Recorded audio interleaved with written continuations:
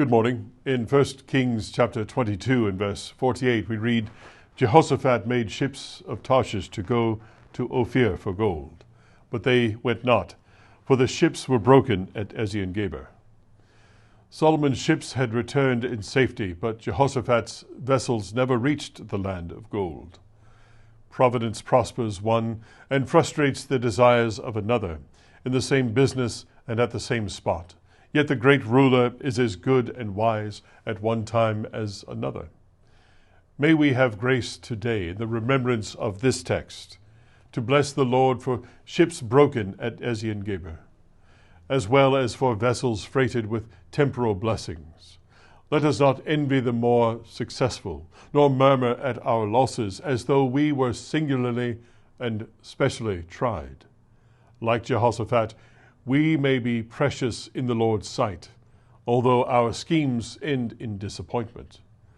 The secret cause of Jehoshaphat's loss is well worthy of notice, for it is the root of very much of the suffering of the Lord's people.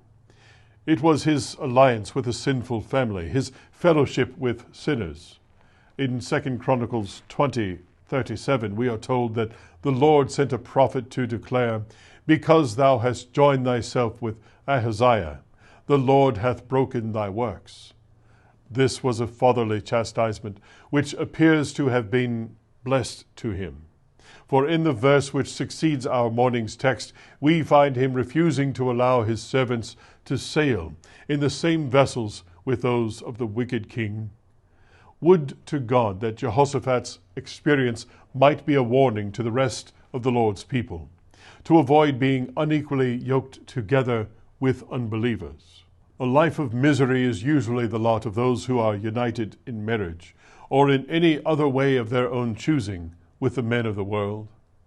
Oh, for such love to Jesus that, like him, we may be holy, harmless, undefiled, and separate from sinners. For if it be not so with us, we may expect to hear it often said, the Lord hath broken thy works.